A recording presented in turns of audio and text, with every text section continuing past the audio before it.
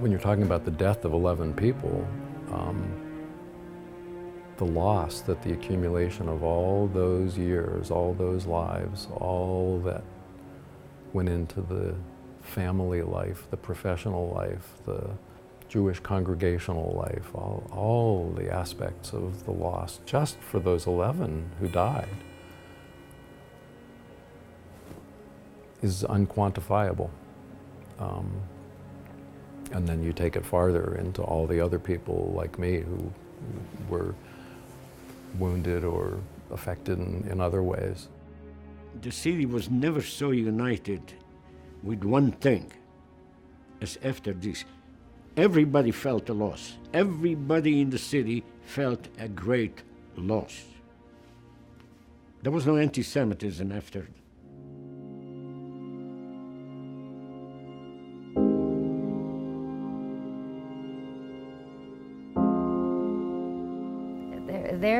There's a hole in the community. There's no question. I mean, the loss of those 11 individuals left a real hole in our community. And I mean, the lines of connection extend and extend well beyond throughout the region. And I mean, to me, it's part of the beauty of Pittsburgh and of this region that we are so very connected with each other. It also means that the pain goes that much deeper. The 11 people, they were friends of mine. I know them everyone because we were the early ones in the synagogue. And the killing took place at 9:45, exactly when the services start. Some people call it a tragedy, but I don't like that term at all because an earthquake is a tragedy, or King Lear is a tragedy.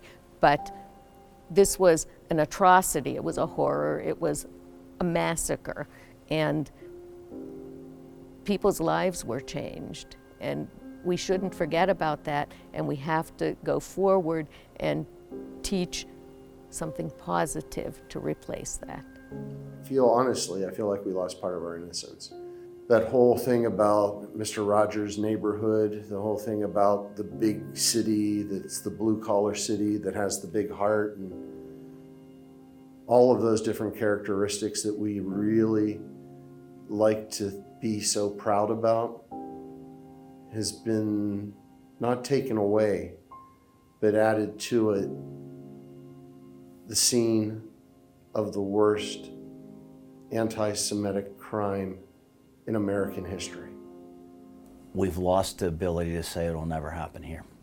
The odds are so slim, but we can't say that anymore in Pittsburgh, so we lost that innocence, basically. We've lost the ability for people to bury their heads in the sand and say it'll never happen here, because it did happen here. I mean, before that, the idea that anti-Semitic violence or racial violence is real and happens, we knew that. That was not news to us. But to have it in our community meant that we're living in a more dangerous environment, certainly than I realized. And now we know that we're not as safe as we thought we were. We are the Memphis to Martin Luther King. We are the Dallas to JFK. We are Pittsburgh to the worst anti-Semitic crime in American history.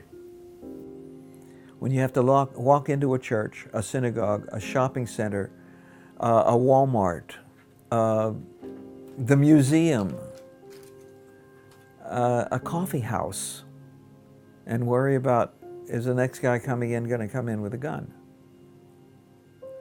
When I have to walk into Beth Shalom, and the first thing I look for is Keith, the African-American guard there, or one of his compatriots, one of the other guards,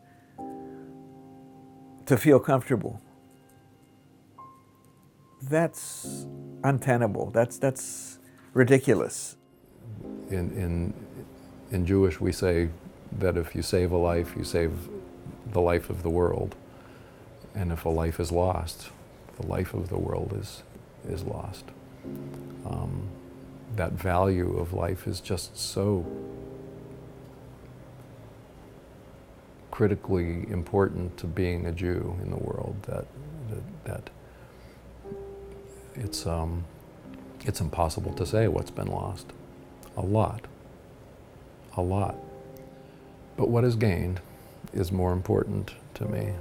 We who are still alive have an obligation to honor the memory of those who are no longer with us by doing acts of loving kindness, doing socially conscious things to make the world a better place, that's how Dor Hadash operates. We pray with our feet. We pray with our votes. So taking what is lost and trying to find in it what will help the world to grow is where we need to go.